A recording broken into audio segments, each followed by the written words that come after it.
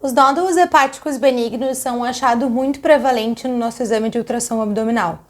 E a gente tem que estar muito bem preparado em termos de conhecimento para identificar o nódulo hepático benigno e para saber descrever ele e dar um raciocínio para o clínico que recebe esse exame de que tipo de nódulo mais provavelmente se trata e de qual seria o próximo passo para confirmar o diagnóstico.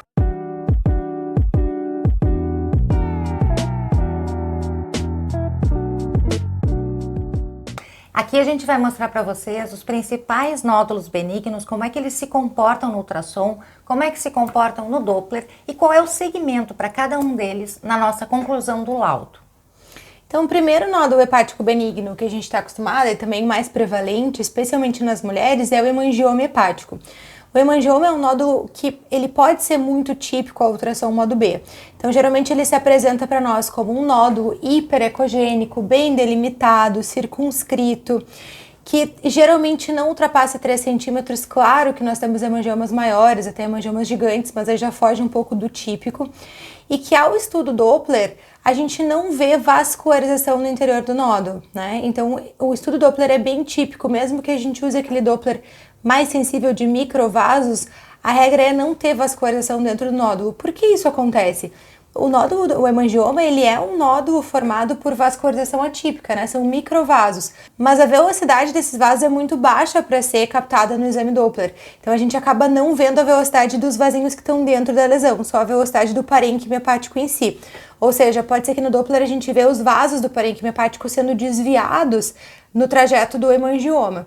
Então, esse é um nódulo hepático benigno que a gente pode dar o diagnóstico suficiente de hemangioma para nódulos muito típicos, hiperecogênicos, circunscritos, bem delimitados, em um paciente que não tem doença hepática crônica de base, e quando eles medem até 3 centímetros. Então, a gente poderia não precisar ir para um próximo passo de um exame contrastado, por exemplo, não precisaria fazer a tomografia ou a ressonância nesses casos. É importante sempre frisar que o paciente não deve ter, nesses casos, achados de hepatopatia crônica no ultrassom e nem mesmo fatores de risco para isso. Por exemplo, se o paciente tem hepatite B, ou esteatose, ou hepatite C, ou ingere muito álcool, qualquer nódulo que a gente veja no parênquima, a gente tem que ter esse cuidado especial para ter certeza, primeiro, que o paciente não tem hepatopatia crônica, para poder, então, afirmar que, de fato, é um hemangioma, que é um nódulo benigno e que não tem nada a ver com hormônio, né, porque isso é outra coisa que também eles perguntam com frequência. O hemangioma não tem a ver com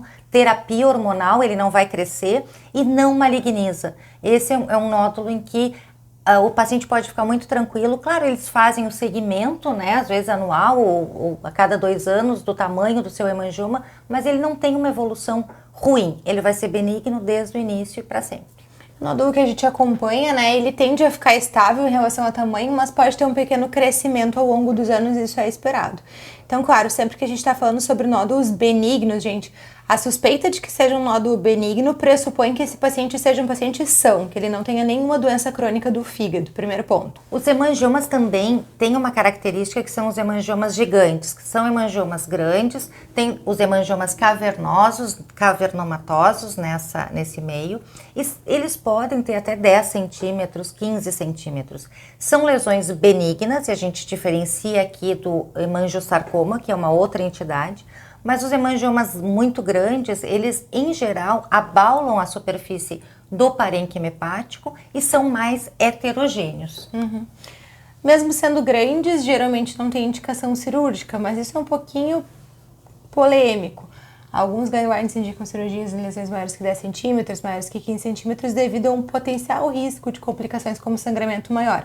Mas como regra, o hemangioma, mesmo que maior, não aumenta a morbimortalidade do paciente, a gente costuma acompanhar esses nódulos.